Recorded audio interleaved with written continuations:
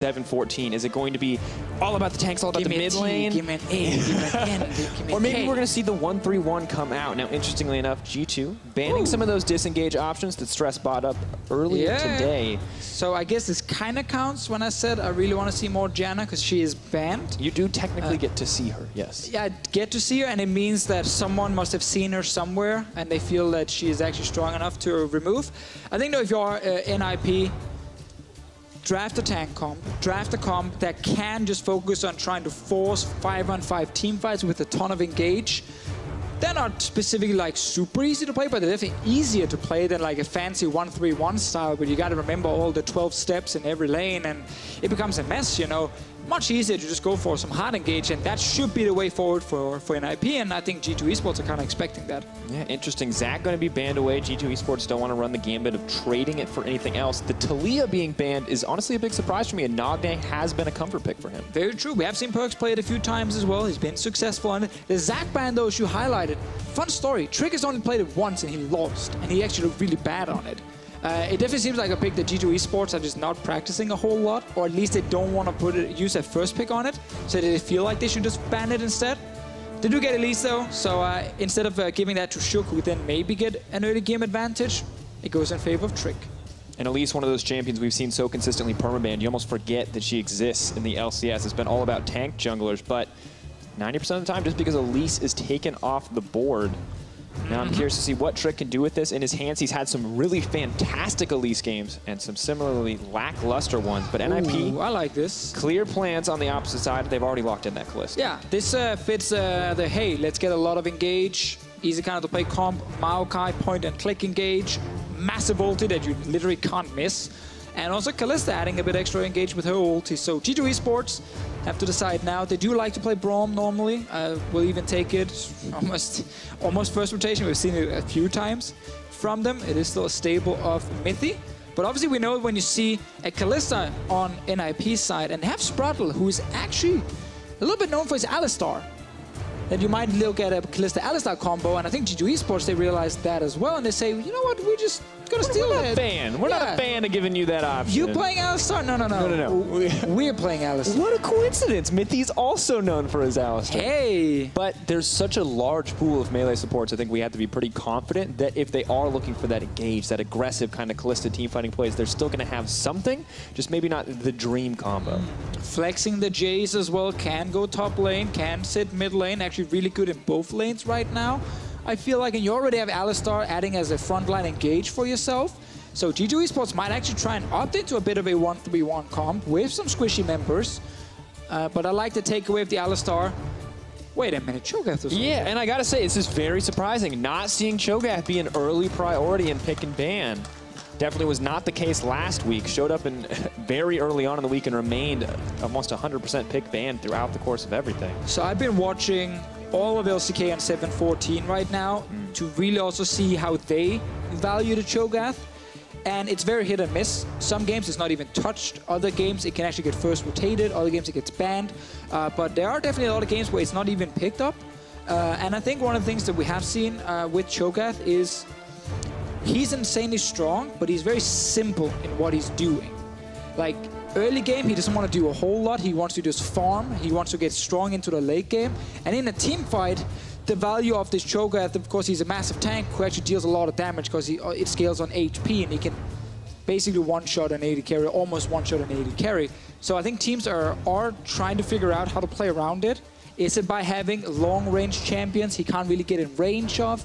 Is it by having champions like Cogmore who can actually melt through him that could come in for Zven later? Definitely a possibility as well. I want to see what G2's answer is, because looking at NIP's side, damn man, that's a sick exactly, and that's exactly what you mentioned that we wanted to see from Ninjas. You want a composition that's maybe more simple to execute, that's maybe more linear in what it wants to do. Well, I see a composition right now that wants to fight, and a composition that doesn't really want to deal with any of these scaling picks on the side for Zven. No Kog'Maw, no Tank Buster, no Tristana coming out either. Yeah, really like that ban here. I would love it to be Cho'Gath top lane with the Maokai jungle, because I just think Cho'Gath top lane actually has a really strong lane phase as well. Obviously, if that is the case, it's probably going to be Jayce top against it, who just wants to build a Blade of the Ruined King, sit in that lane and split push all day long. He's not a strong team fighter right now as a top lane champion. So that might be the go-to option for G2. But man, boys, we talked about Engage. Here's a Rakan. Like, I am loving this draft from NIP right now, simply because they have so many ways of forcing fights. And they have great scaling as well, because they run Maokai Cho'Gath, which is such a deadly combo. In Maokai especially, I got the chance to speak to Zven a little bit before the game today, and I was like, yeah, Maokai just, to me, feels so irritating because of the, the point-click CC. And he's like, I hate that ability. That ability is the most toxic thing in any game, and now he has to go up against it as a Varus. That is not a good feeling. Yeah, once the Maokai is in range, you're not getting away as Varus. You don't have any mobility other than your flash, so this is gonna be a really tough game for Zven to play against all that Engage on the side of NIP. And I know it's obviously G2 versus NIP, so it's very heavily in favor of G2, just ignoring drafts. But I think their composition is way harder to execute than what we're seeing on the side of NIP, where it's actually really, really good team fighting with good scaling and not weak lanes. Cho'Gath top and Kalista Rakan bot lane, they're fine lanes. And I'm curious to see what the strategy is going to be from G2 to try to mitigate the insanely strong team fighting coming out from Ninjas in Pyjamas. All of those hover-overs so far. Cassio going to be the final lock-in. Can have that immense team fight impact. Can duel very handily with the Jayce in some of those early game scenarios. Across the board, I think we have to say two very strong compositions, but surprisingly, compared to what we saw last week, two very different compositions. Both of these teams are not about fighting in the mid lane. G2, a very different objective. Yeah, G2 eSports needs to show they can still play the great macro play. They need to show they can avoid the 5-man engages in the mid lane and rely on Jayce in one side lane, Gnar in the other side lane. Of course, Elise early game to snowball these two solo laners. A lot of focus on Trick early, and then focus on PerkZ, and of course expect in the late game and their ability to actually play on these side lanes. Because if you are NIP, the win condition is simple. Get towards the mid lane as fast as possible and just try and hard engage on someone like Zven every single time. Now a lot of pressure though on G2 to spread out across the map, to not get baited into some fights maybe they feel like they can out-execute in, because the tools are in favor of Ninjas in Pyjamas. And we do see actually NIP swap the Maokai to top lane. It's because they saw Gnar from G2 eSports, which is a very good pick against Cho'Gath after a few items comes under Gnar's belt right there. He can just win the side lane split push. Maokai though, he doesn't care about that kind of stuff. He just TPs away and hard engages. Not a champion about the lane, instead potentially all about those team fights. NIP and G2 gearing up. NIP, will this be the first time they find their series win? We're going to find out as we jump into Game 1. Yeah, right now, Dragus, we might get a much closer game than expected, just based on NIP's draft right now. If they are able to force the team fights, they might be able to punish G2 eSports if the setup is lacking a little bit with the 1-3-1, which is obviously going to be something we will talk a lot about during the game itself. But early on, though, G2, Jayce and Gnar with an Elise as backup, strong solo laners that can actually snowball if Trick is on point. I think diving top lane is definitely a possibility in the early game against the Maokai, who tends to lose most lanes. That's something we have to consider. There is the potential that G2 just win this in the laning phase.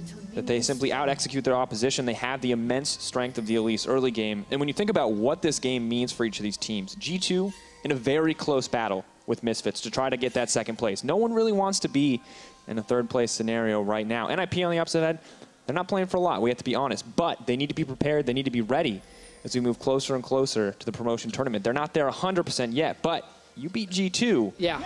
Chances are you can beat some other people too. Basically, NIP needs to win every single game if they want to avoid that promotion tournament, and they need Rocket to obviously lose every game they're playing. If that happens, NIP can do it. More importantly, though, is just actually improving as much as possible before that potential promotion tournament, because then you're not playing against G2 eSports and Fnatic. You're playing against challenger teams. So if you have actually learned anything in the LCS, it might give you the advantage in those games, and you can just re-qualify right back into the LCS. It's interesting. One of the people we have to watch for improvement is going to be Shook as well. Wants to qualify back. Definitely has been a... I called him the double-edged sword so many times. Some games Shook starts plays, carries his team through the early game. Other games starts to fall apart. Yeah, this time around though, he doesn't have to do a whole lot in the early game because he's on a Cho'Gath. He just wants to scale. It's on Trick, as we said. He's the man we're really looking at. And Trick is not famous for his Elise. Definitely not the case. Do see some small trading on the bottom side, but the Cho'Gath, this change in a lot of the meta picks coming out. It's just been interesting to watch to see how each of the junglers adapt. Now, Trick, we felt like benefited from it immensely and definitely did last week, but has swapped back to some of this older style meta. And that's the thing. These 5 picks on your screen right now, they all fit Trick extremely well. Kha'Zix is the only non-tank that he actually likes to play. So the fact that it's Shook on the Cho'Gath, who doesn't want to be active early game, and it's actually Trick on the Elise, who needs to be active early game. It's a bit of a swap compared to maybe what you could have expected, but that was obviously one of the reasons G2 also stole away the Elise. They don't want to deal with that early game from Shook, and Trick then has to show his ability on the champion. We've seen it a few times, definitely. It's not like he's never played it before. It's never been his wheelhouse. Has had 1 or 2 good games this season. Curious to see what Shook can do with the Cho'Gath. Is on the top side, but Trick is moving in. The early game strength of the Elise is immense. Luckily, little Golem going to block the volatile Spratteling, but still Shook forced off. And we hope Zergze is watching this and taking some notes. He played this matchup against Fnatic. He did this exact same invade, but he ended up dying on the way out because he used his Repel and Cocoon and a few things. Trick played it very safe, took their Blast Cone, knew, okay, worst case, you can always flash back out, but no one should actually be able to kill you right there, so he managed to force Shook out of the jungle. No early disadvantage for him. Obviously very hard also to gank anything this early when Cho'Gath with his top lane. So what Shook did, that's important to highlight, is he did his Raptor into his red buff into his Crux on the top side. The reason he's doing that, even though it means he doesn't get an early blue buff, is because then he ends his root on the top side at level 3, where Trick actually would want to go up and kill the Maokai on the tower. But Trick can't kill the Maokai because Shook is right there. So Shook does sacrifice his own pathing a little bit to make sure that Prophet doesn't get killed on the tower at level 3 by an Elise. Because that's what happens at scrims every time for these teams. Is that top laner, he's gone at level 3, 4, 5, 6, and he doesn't want to play the game anymore. And the thing I also like about it is he's not on the top side of his jungle low, approaching the end of a clear, vulnerable potentially to getting out 1v1. So he sets himself up for safety as well as Prophet up for safety. So it is, I think we have to say, really good pathing. And additionally, NIP with some early vision are going to know where Trick is going, and once again will be spotted out as he approaches into the jungle. Yep. Due to the push in the bottom lane against the Alistar lane, who's not the strongest laner. We saw an early ward from Sprattel being placed in the bot side camp as well. See if Trick is showing up there. The fact that they saw him on a ward up there and they don't see him on the camp, they should know he's on the bottom side. Aggressive all-in coming through. HeaQ taking a lot of damage here in the exchange. HeaQ and Sprattel were pushing very aggressively in the first few levels, using the advantage of Kalista, but now things have calmed down a little bit. Are forced to back off, knowing that Elise is on the bottom side and that all-inning very easily could be a death situation. Trick is mid now, walking past the same ward. And PerkZ, that's the wrong guy you're shooting. Moving forward, nice cleanse coming in from Nagne. Calm play, Shook. Moving in, not going to go for anything too aggressive here. Flash is still up for Trick and PerkZ. Summoner traded for Summoner, but PerkZ definitely getting the worst end of the life trade, at least. Yeah, so good start from NIP with early wards to find Trick. Shook will show himself top lane. CC setup comes in. Silence first. No, he's not in range. Flash out. But good to get the Summoner spell away. We've talked about this when we see Cho'Gath. We like to see that setup CC in those lanes. Advantage NIP once again. Shook's first gank after farming all the way to level 5 forces a flash. Trick's early ganks has basically done nothing except for a cleanse used by Nagne. So good starting from NIP, tracking the jungler, finding him. And that's kind of thing. I remember this actually just from... For some reason, I was sitting and watching my old games from Season 3. I remember that. I was wondering, I literally asked you, are you super Bane? Why are you doing that? It was really weird, but I do remember playing against like Evelyn back in the day. It's a little bit like playing against Elise right now, where in the early game, you're just constantly telling yourself, don't play aggressive if you don't know where the jungler is. The jungler could be here right now and you will die, and this jungler needs to snowball early game. So Elise is kind of the same for a lot of these laners. While you can of course see her on wards, you're telling yourself, if I don't know where the jungler is, don't play aggressive. Because if she's there, I just messed up, gave her a kill, and she starts snowballing, and it's my fault we're losing the early game. What is it going to be? Prophet's fall right now. Expect May a bit off more than he can shoot. The silence comes in. Prophet's going to throw down the snare. One cat going to connect. The second cat not going to connect. Backing off. Trick low mana is going to run out, and just a little bit of harass coming in from Expect to round out the play. Yeah, here was fine for NIP to be aggressive because they had 2 members top lane. They're not afraid of Trick just in a 2v2 situation like that when they get to jump on Expect.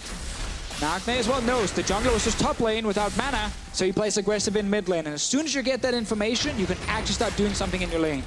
And Nagne, one of those players that's hard to read because so often he does, some games he does poorly in lane, and other games, as we've seen more through the season, he's been stepping it up, and right now is definitely out-trading PerkZ. PerkZ has sent multiple shock blasts just in the completely wrong direction. Trying to hit Trick, man. Get out of my lane.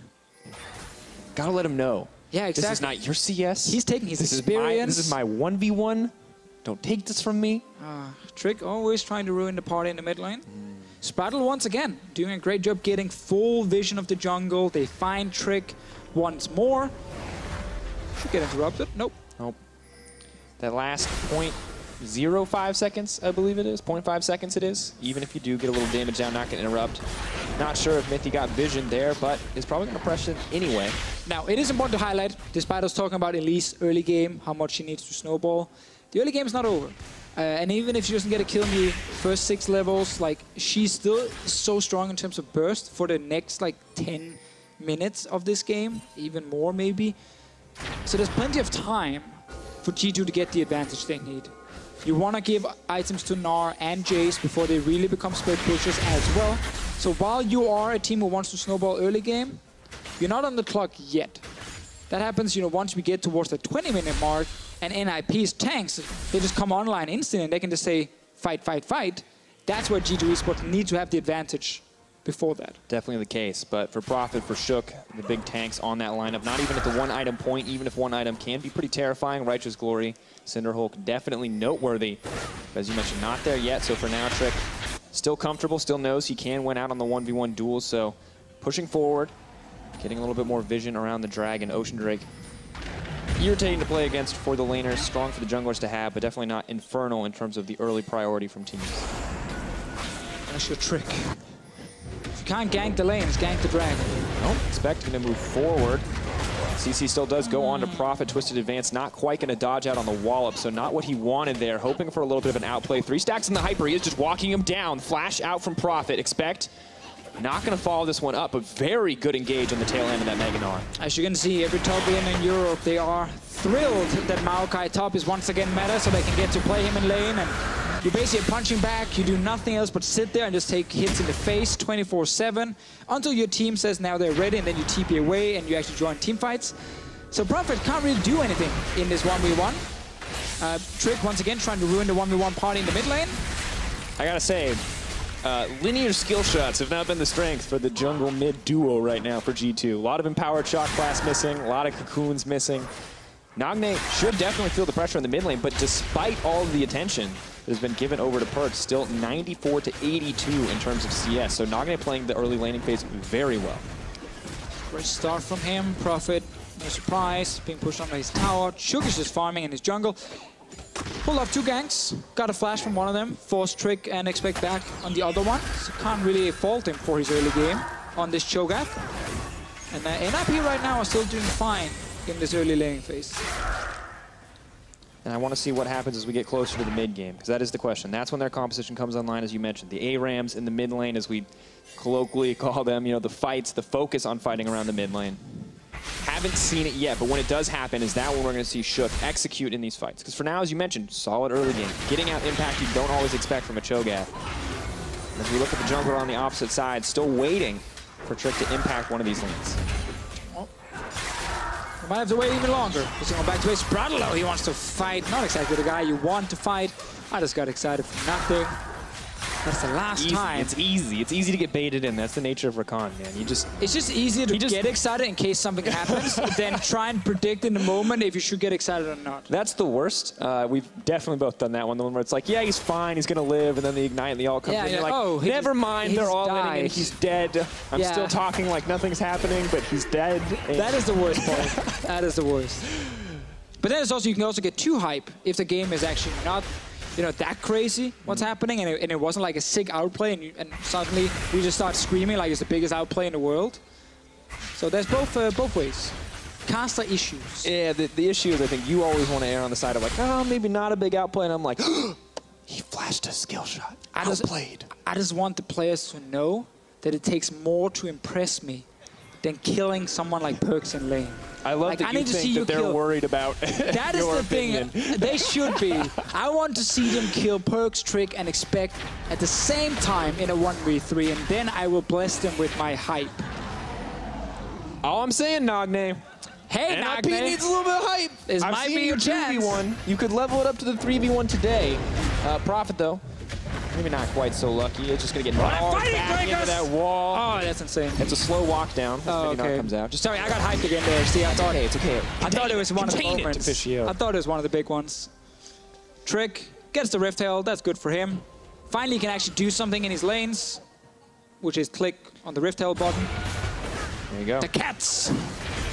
Not great on the hit cocoon counter for Trick, but is continuing to put pressure down on the top side. Now for NIP, when you look at NIP, there's a lot of weaknesses, and that's very clear. But one of the few strengths of NIP is that they usually are very even going into the early game. Actually pretty solid in a lot of cases, which you wouldn't expect when you look at their record. Well, this one is definitely even as well, slightly behind in gold only, but their composition does just want to scale. You have your tanks, you don't need to fight early game, you have a Cassiopeia as well. So this is perfectly fine for NIP.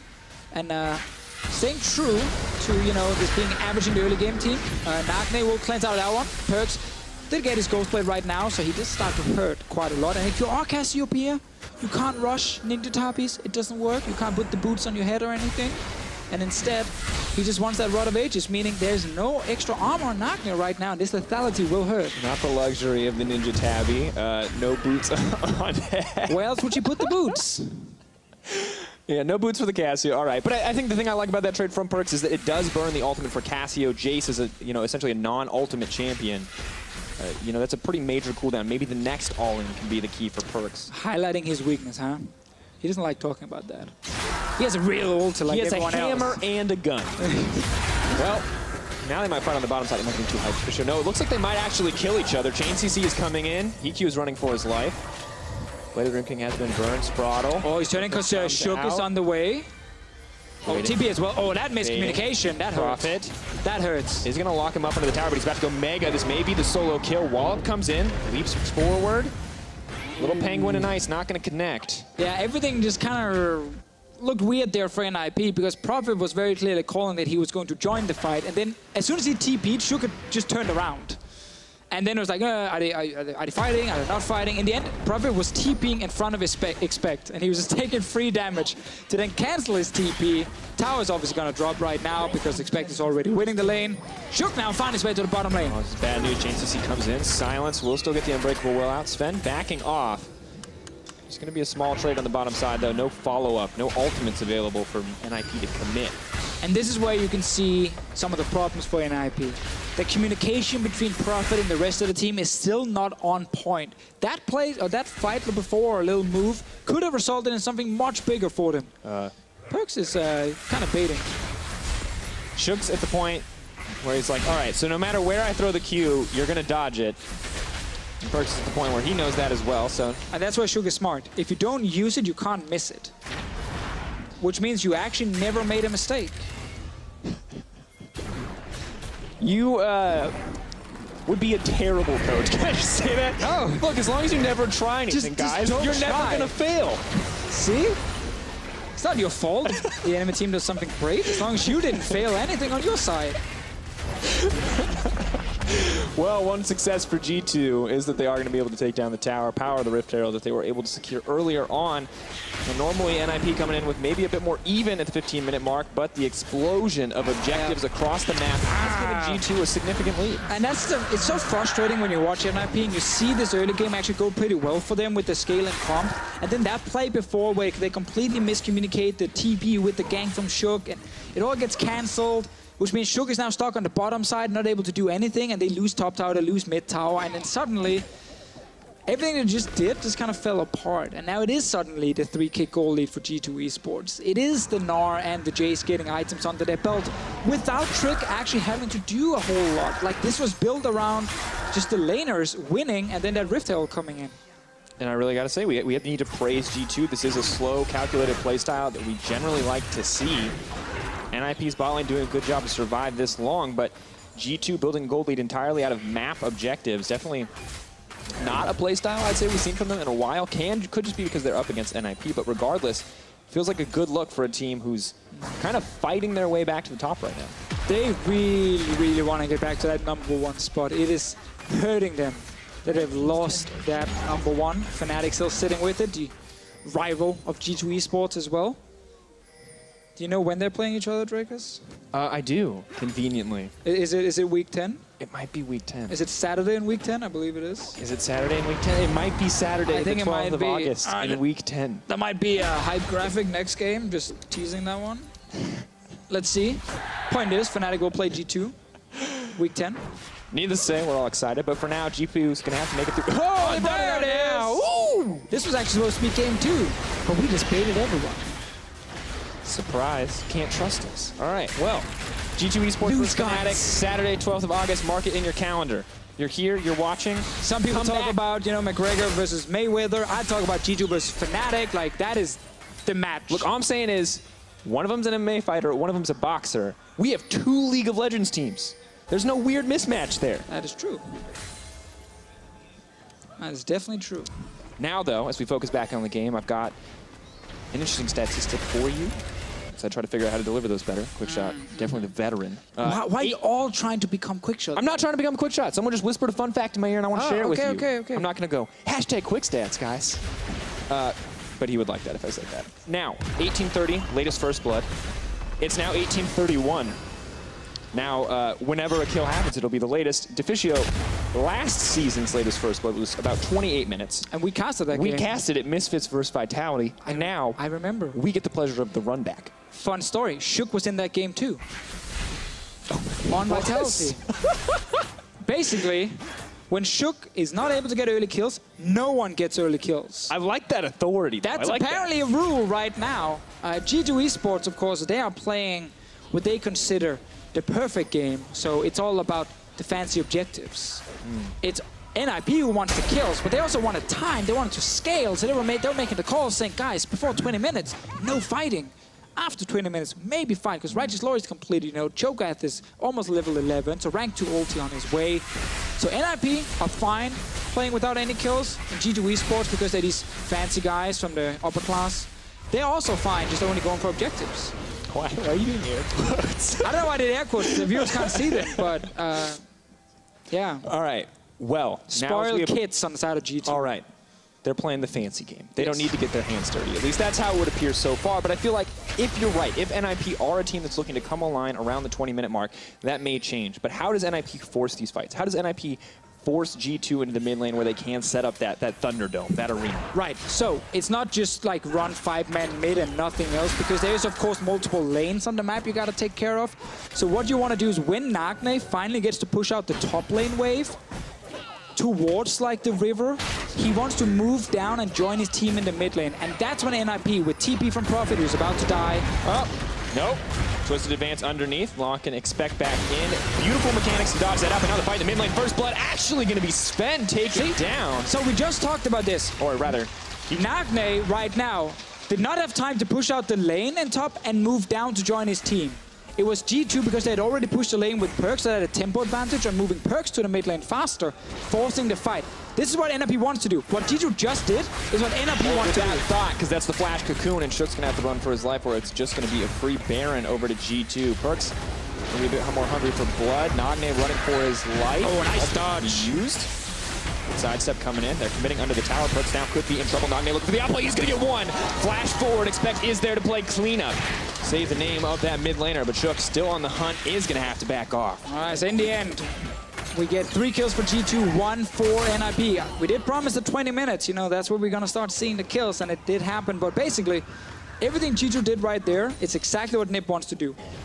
Your side laner pushes out, goes to the mid lane, and then you force a fight. Now that is much easier for NIP to do normally because they have hard engage. So this is actually a situation where NIP should not get caught. Because look at your minimap, guys. Cassiopeia is not there. NIP needs to just surrender the mid lane and say, our mid laner is not here. Enemy mid laner could be. Back away. Otherwise we will get engaged on and we could die. They didn't respect that. That's why they got engaged on and died here. The cool thing for NIP is it's much easier for them to make this play G2 just made. Because even if G2 is standing at the tower feeling safe, suddenly you fly in with, you know, Sprattel, Prophet, everything. There's so many ways to start the fights that it's almost impossible for G2 to avoid an engage like that. Avoiding that engage for NIP should have been really easy.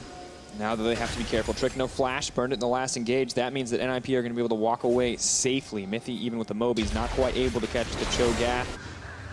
We have to keep our eyes on each of these teams. Where are they going to fight? Expecting Gnar. This is the one time where he will have more team fight impact. So right now, G2, they don't have anyone hard pushing top lane. So NIP, they actually have a small chance in the mid lane to force something.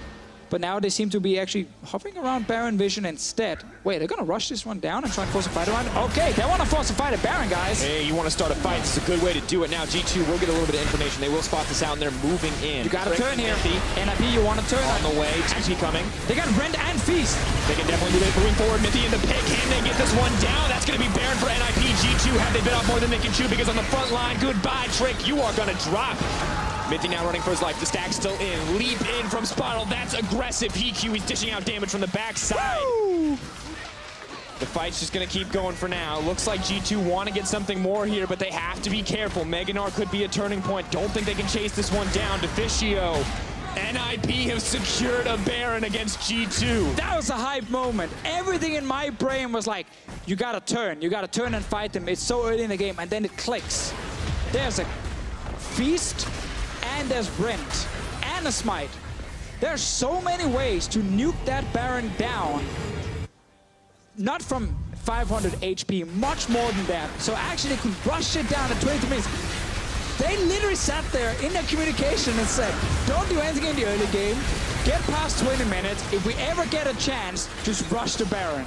Because again, either you turn and you fight with your team fighting comp, or if the enemy team is so slow to react, you just feast and rent the Baron, and you kill it. Man, that was a brilliant call.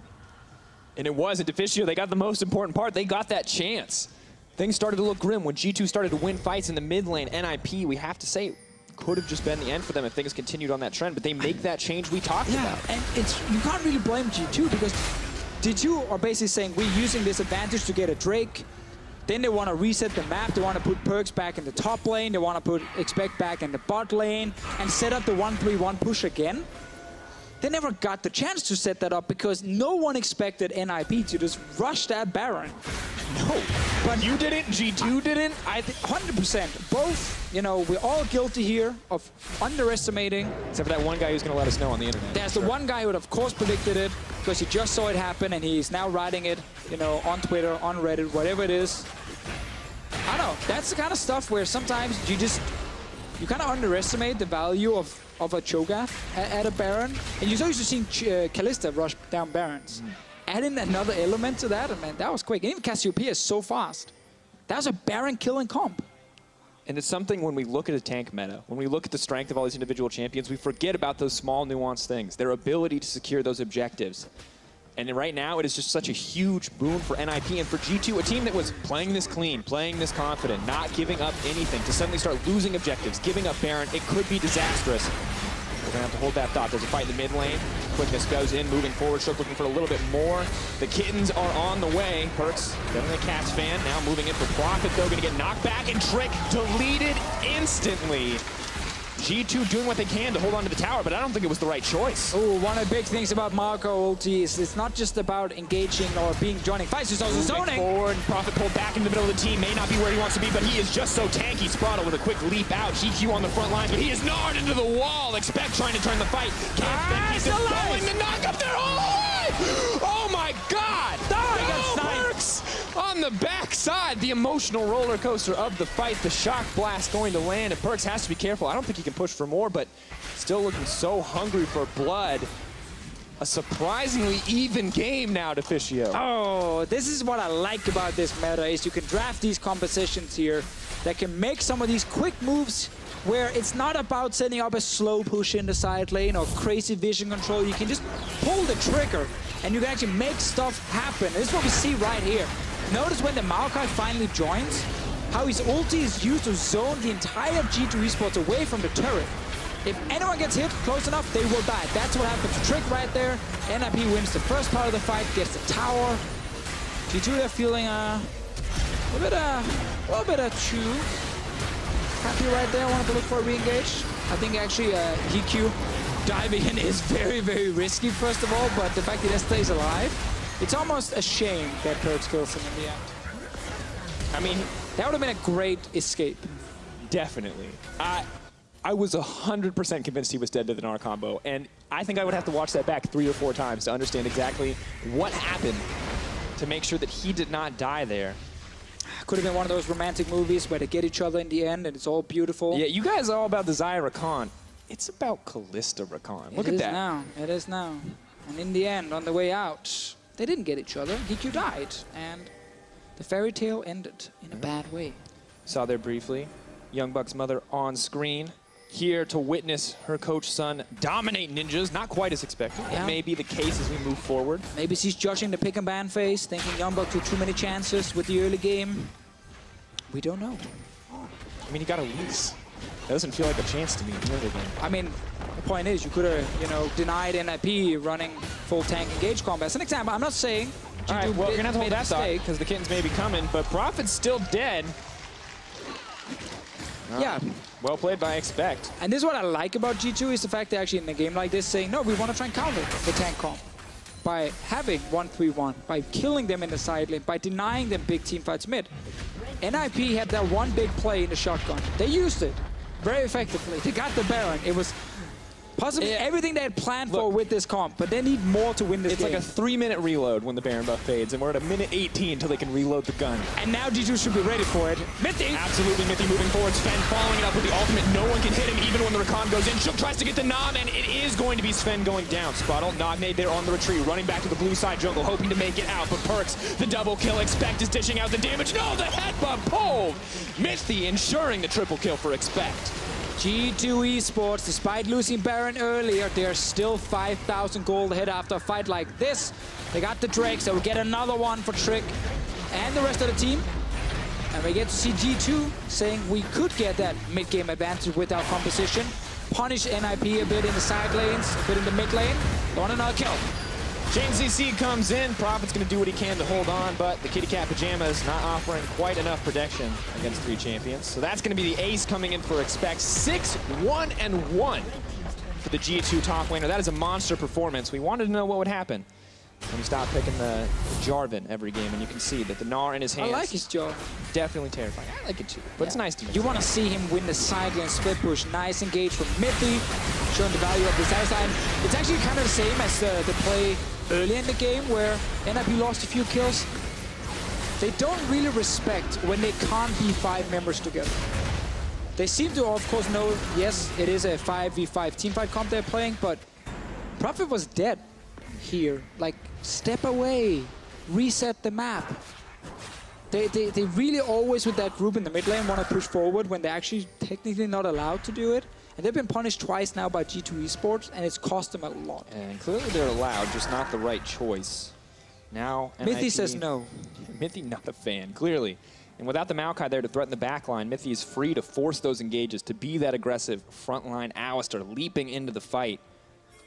Doesn't have to worry so much about peeling for the backline, although Shook did manage to get out enough damage as the Cho'Gath continues to be a massive threat for that Varus. Baron is alive, so what NIP is called now is push down mid lane again and see if you can walk in towards the Baron pit and try and set it up. So they push down mid lane with 5, they ignore the side lanes. That bot lane wave doesn't exist for them. That lane doesn't even exist at all. It's all about mid lane and Baron. So they might just try and do exactly the same play. Start it, either turn and fight or rush it down. They have to now turn and fight, clearly. Start it. They did start it, now they're turning and fighting. A bit of poke on the backside, arrows coming over from Varus as well, chipping down the teamfight comp. As we said, G2 this time around are like, yeah, I think I've seen this play before. You are going to rush the Baron as soon as it spawns. And they are all 5 members around. Even Expect was like, yeah, I'm not going to go over that wave in top lane or bot lane. He's like, I'm going to go join my team. So I guess... Got to praise G2. They're adapting in-game, not always something that we credit them for, but clearly aware of what NIP are trying to do and willing to play around it. Now they've started to bear themselves. 5K ticking low. Come on, Shook. Is he going to go for it? Headbutt pull, trying to keep it healthy. They are going to secure it in the end, but this is now the engage. Ball not quite going to connect. In come the Kitty Cat. Zven will be rooted up. HeaQ throwing out damage. Has the team behind him. NIP fighting front to back. Only Mithy in the back of the team, but Prophet is taking so much damage. PerkZ doing so much in exchange, but Sprattel is going to find the knockup. Members dropping left and right. It is a trade of blows, but Trick is doing so much to shred through these tanks, and Zven and Expect are still alive. So far, it is the 4-for-1. That is a 5-for-1 trade. Triple kill for that Elise. Right there, we see G2 eSports being the team rushing down in the Baron and then taking the fight. Mithy is always behind the enemy lines here, being super annoying on this Alistar. And it's allowing his carries to actually sit there and deal enough damage. We have not seen NIP really set up a massive team fight where they could just run to the back line of G2 eSports. Instead, it's great kiting from G2 and actually really good fighting from them. Patience, knowing when to go in, knowing when to commit those major cooldowns and the risk of going down. This is going to be G2 walking it in, folks. There were a few moments of brilliance coming in for NIP, the aggressive Baron call, but when you try to rinse and repeat against a team like G2, it doesn't always work out for you. Trick now on a rampage, but the Nexus drops, and that's going to be game 1 for G2. G2 showing it's not just about drafting the full-on tank teamfight comp. There is definitely a lot in terms of execution, and one of the things we highlighted in the pick and ban phase was that, yes, it looks really good on paper for NIP right now with all the picks they're getting, but it is still NIP versus G2. There is a big gap in skill between the teams. I think G2 did a great thing here where they took the Elise, they said, let's play 1-3-1 against the tanks, let's practice it on stage. And they actually showed some good moves, you know, getting pressure topside with Jayce, move him into mid lane, force a fight, and the Baron play, that was just a great call from NIP, more than anything. And that was actually the only thing that kind of went wrong for G2 eSports. I mean, we have to praise NIP for that, but at the end of the day, G2 continued to adapt, continued to be the smarter team over the course of this game, and I feel like NIP, yes, they saw that play, they saw that they could do it again, but they didn't have the vision, they didn't have the setup, they didn't have the same advantage this time around. Well, G2 took the lead in this series. Let's get some thoughts from our analysts on their win. Thank you very much, Dracos, and I want to look at what we predicted what would happen before the game and what actually played out in picks and bans and in the game, because who we highlighted, Trick, he's doing great in the tank meta, he loves that Sejuani, he loves that Gragas, but G2 come out with a completely different game plan against what, in my opinion, was a very, very strong draft from NIP. Yes, they decided to go for an early game focused comp by picking things like a Jayce, picking the Elise, and basically saying, we need to snowball the early game. Now, the big thing you have to highlight is that early game doesn't mean like first 5 minutes or first 10 minutes. Like, you have a fairly decent window of like the first 15 to 20 minutes of the game, but we didn't see first blood until 20 minutes and 22 seconds. So what happened? Were the ganks not completely on point? Were they well defended by NIP? Why were there no kills in that long time of the game? A lot of it was thanks to HeaQ. Like, a lot of his counter ganks were really good. We saw a lot of those 2v2 skirmishes actually going in NIP's favor, where it was actually the Elise losing out on these trades, and it's like, power of tanks, they're kind of strong. Even in the early game, like, their base values are pretty high, but they don't scale very well. And so you're looking at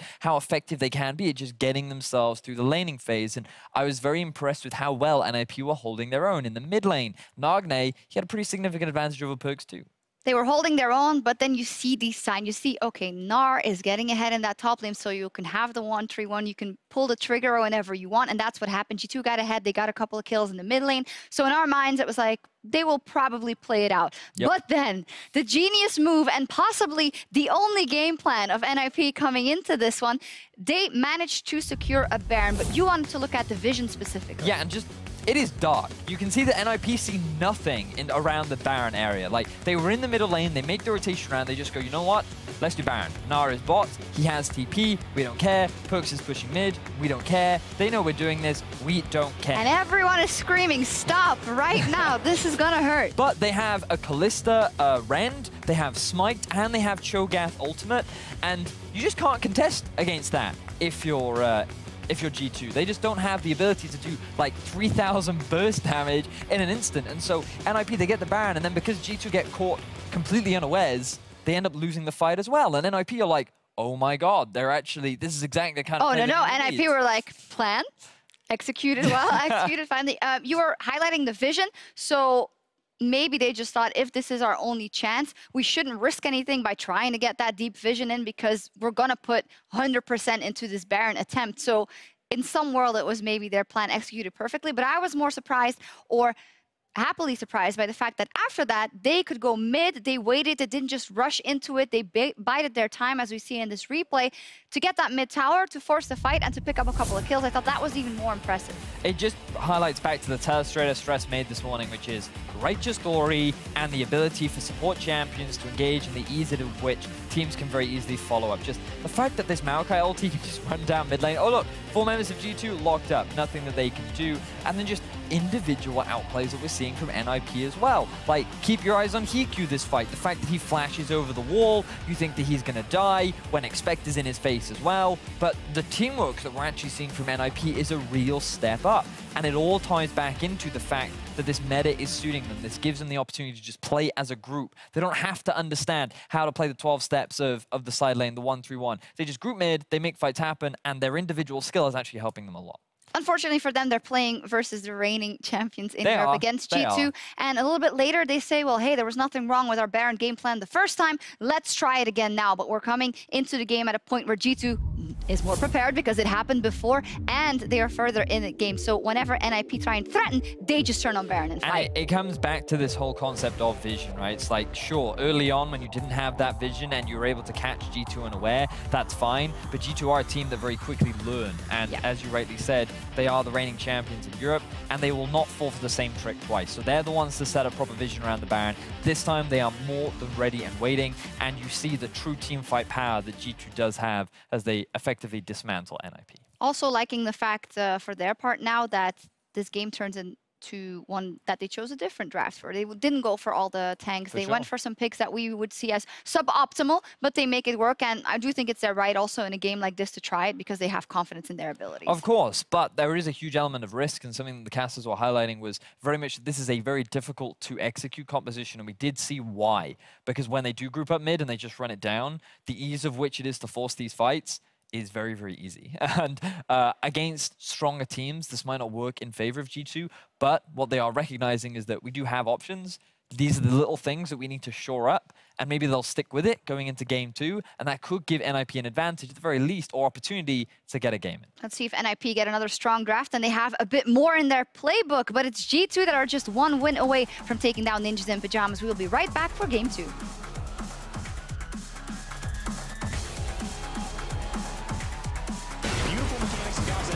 Mid lane first blood actually going to be Zven taking it down. And they get this one down. That's going to be Baron for NIP. G2 have they bit off more than they can chew because on the front line, goodbye, Trick. You are going to drop.